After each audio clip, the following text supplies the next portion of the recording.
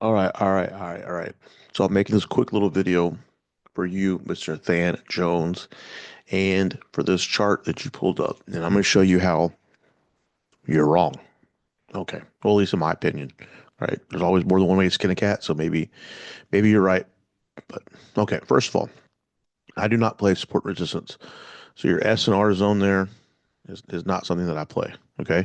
We go off of swing highs, swing lows, and the actual candlesticks, not a zone. So I would take that support resistance off. It was me.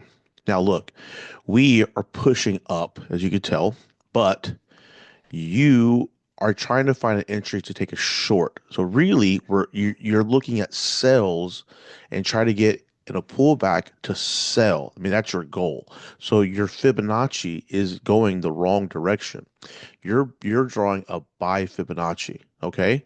And your Fibonacci, the top of your Fibonacci is over here at the support and resistance area. So that's incorrect, okay? So this Fibonacci is all sorts of wrong. And let's just figure out, this is what I think you should have done, okay? So let's break this down. Okay. So we got rid of this. This is where my buy entry was. Okay. So what I think you should have done is drawn the first Fibonacci. Good. Again, we're trying to find a sell. Therefore, your Fibonacci's need to be in the selling direction. Okay. And this is what Fibonacci means. This is what we're looking for. Price to push down, bottom out, and then we're looking for retracement. So if you take this move, right, this little amount of gap is 23.6% of the move, so on and so forth. This is half of the move. So if you measure the move from top to bottom, that's half. 61.8, which is the magical fib. But me, I like 78% to 88% of the move retracement before it continues on. Okay. So we have to always draw the fib in the direction we're trying to go. Now, we can draw multiple fibs in multiple directions. Like if let's say we're on the 15, but we come out to a 1 hour and now we're on a different time scale, right? And now we're looking at, um, we can do this. If we're looking at the buy Fibonacci on a much higher time scale, okay, now we can see where our areas are. But if we're trying to short, like we are now, okay? So let's just say that, price come all the way up and we're expecting price to come down here. But in the meantime, let's say it hit right here. Now we're using our fib to find a zone to continue down, okay?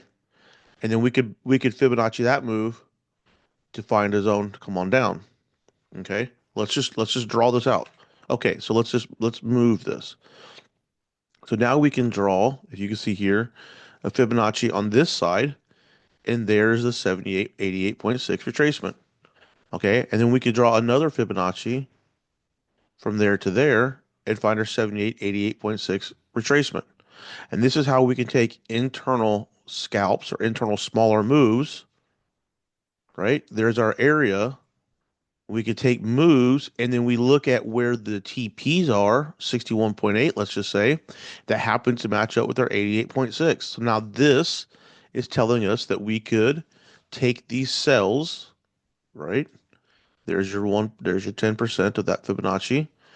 We could take our cells, our TPs are then the extensions.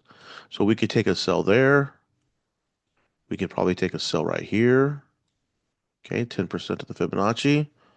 All right, where's our TP? Our TP is down in this area. And to do what? It's because now that it's gotten to our retracement where we think it's going to be, once it gets down here, well, then now we take buys. And then now we target the TPs on the top side. Okay, it's exactly what we're doing right now because the market overall is bullish. And so we think we want to get into a buy because we think that this whole area up here is liquidity. Look at how many times the market has pushed down from these areas. That means there's a lot of sell orders in there. A lot of people have taken profit or are shorting in that area, okay? So this is what we're trying to do. Let's delete all this shit. Okay, we do not play support resistance. I'm gonna show you why.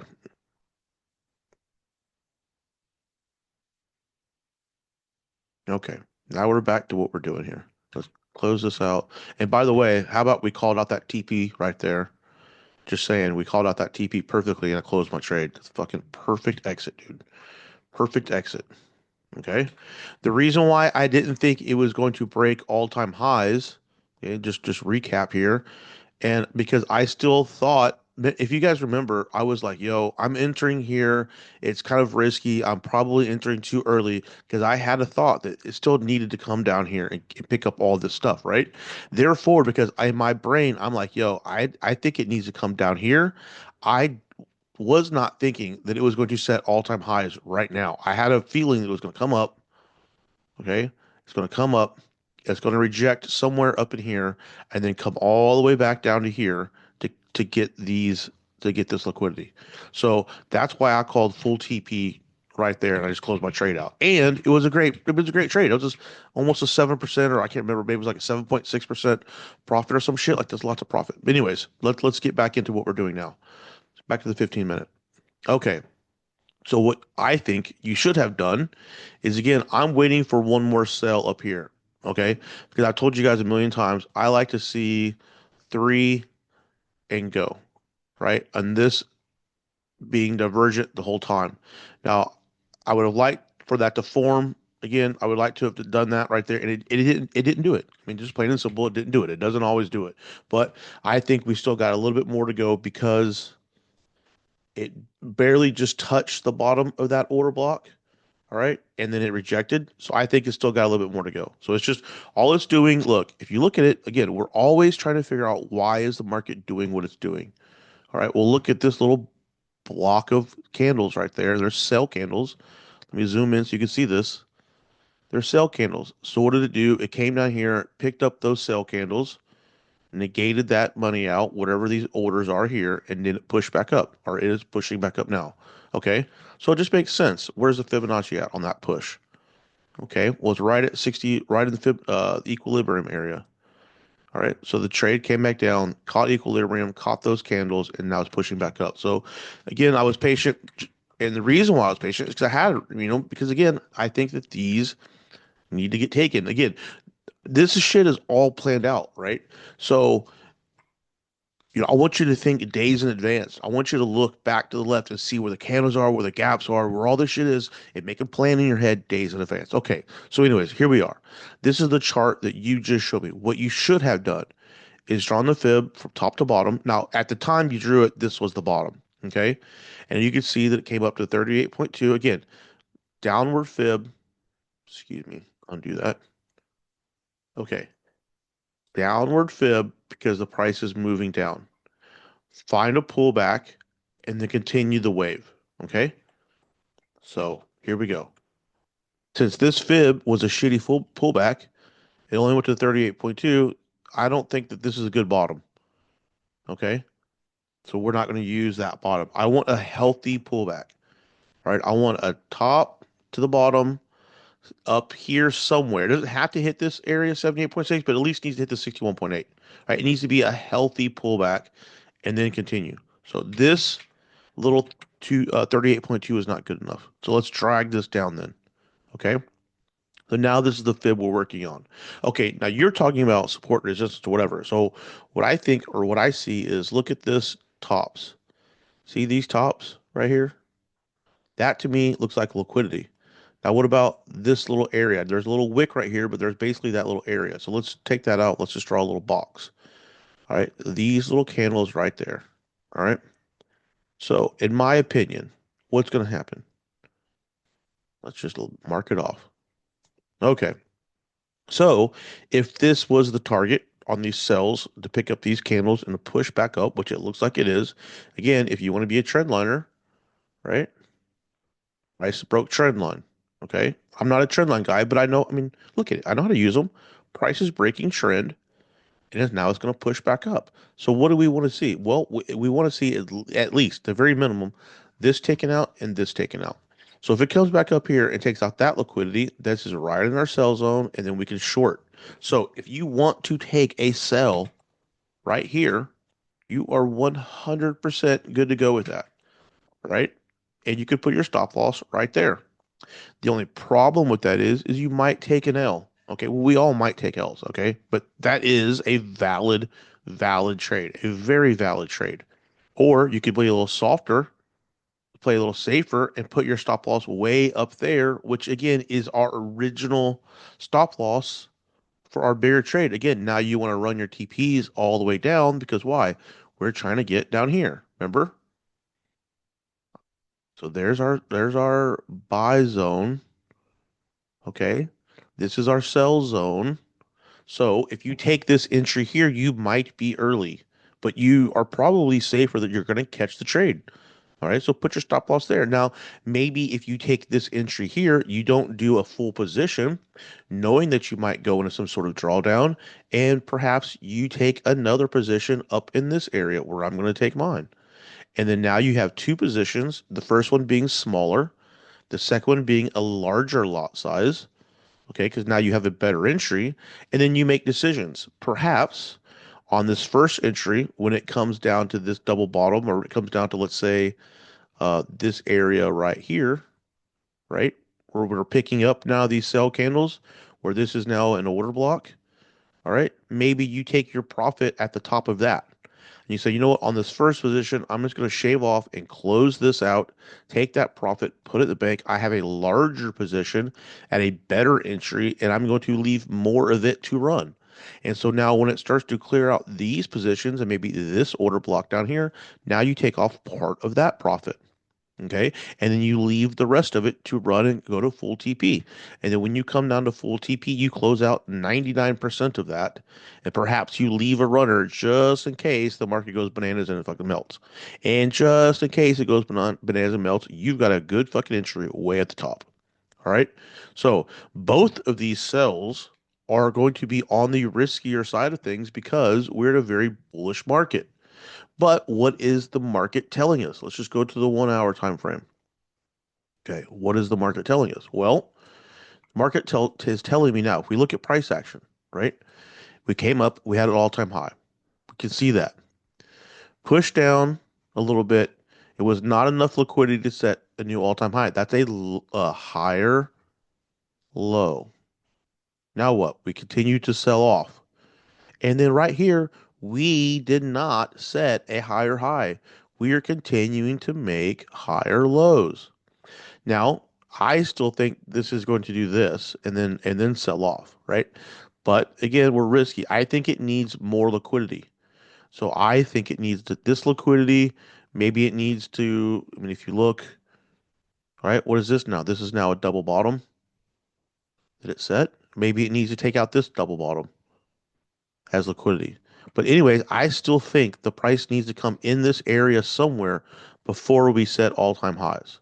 Okay, so is this a risky sell? They're all risky because we're going against the grain. Okay, but the market is obviously telling us, in my opinion, that it does not have enough liquidity yet to set all-time highs. It keeps rejecting this stuff up here. So, there's no reason to draw a trend line here, but I mean, if you wanted to draw a trend line, yeah, it's not really a good trend line because the price could, you know, bing, bing, whatever. I don't like doing trend lines like that anyways. So anyways, so that's the thing. If I was you, that's what I would have done. Go back to the 15 minutes and just, your Fibonacci was in the wrong spot, going the wrong direction, excuse me. We use this area, we use the area that we're working in, okay? We're not going to draw Fibonacci from this low and put the high way over here or the anchor point way over here. That makes no sense. Okay? Makes no sense. We're just using our points. Now, man, if this helps you, I don't even want to say this, but it's out there, right? What is it called? I had this dialed in back in the day, and I don't use it because I don't need it, but um, pivot high low points. Okay, there it is. And you can use that and you can adjust it. I have a whole video on how to adjust this to make sure that it's correct. But you could technically go through here, and I had, again, watch the video to find the settings. I think it's like 28, if I remember correctly, somewhere around there. Okay. Okay. Now you see how it's giving you the swing high low points now. So it's telling you, look, if you're gonna work on fibs, it's giving you the markers. Okay. There it is. That's where you want your fib. Now, It's not giving me, it's giving me this marker, but it hasn't given me the low yet, which is, again, it's just telling you that this is where you need to draw the fib. Um, the reason why I didn't design that, but the reason why I had it a video and have it dialed in the way that it is dialed in is because if you're going to start using trend lines again, you see the red dots, right? You want to connect dot to dot. You want to connect, you can arrow to arrow or dot to dot, whatever you want to do. Right now they're on arrows, but this is the reason why I have that video. So you start to connect trend lines together, for example, right? I don't like that arrow. Maybe that arrow and that arrow. You see how these arrows are all matching up? So if you're going to draw your trend lines, it's just a visual aid to help you. I don't even know why I showed you guys that, but whatever. Take it off there. All right, that's your video, dude. That's what I think you should be doing. All right. Let's reset this. Let's just talk about this, okay? So I've just told you that you need to go back and look, that got taken out.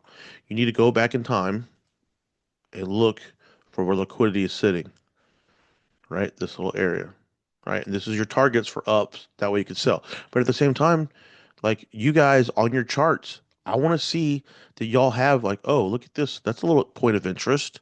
Look at this order block. All right. Why is this shit not marked off on you guys' charts? Why is it not? Why is you guys' liquidity in these lows in this area of interest not marked off on you guys' charts? Like, I want to see this shit. And at the same token, where's liquidity up here? How come this is not marked off in your charts up here as liquidity, right? I want you to be thinking ahead, right? If this is the chart of Bitcoin, where is, look, on my chart, you can see it. It's already marked off. I already have the fair value gaps marked off. I mean, I can do this shit in 2 seconds in my head, but if you want me to figure out and tell you, what you need to be looking at or whatever, I need to see that you guys are marking this shit off. You need to have a plan. This is my plan. I have this plan days in advance. Why am I calling out entries days in advance? It's because I'm looking at the market back here and seeing where all the inconsistencies are and seeing, okay, this is what the market's doing. All right, it come up. Excuse me. This is what the market's doing. It come up. Well, why did it come up to this area? Oh, well, look, we already had this marked off. Now what is it doing? Okay, well, look, there's a little area. This shit needs to be marked off so that I have a plan. So that way, when it gets down in here, I'm not just taking random buys or random sells. I already have my shit marked off. I already have a plan in my head. This is what I think it's doing. Is the market confirming what I think, or is it doing something different? If it's doing something different, what is it doing? Why is it doing it? Where is it going? Let me get ahead of it. So when it gets there, I can take the market the other direction, right? So draw your fibs tight, mark off your shit. I want to see what you got because this is the reason why I'm asking to help and to correct your mistakes. There it is. There's your video, Mr. ThanJones. And don't try to act swole, bro. You don't know about me. Trying to do your lat pull downs, bro. You need to be using that rope for your tricep extensions on them lat pull downs. That way you get better extension, but you don't know about that. Anyways, I'll holler at you later.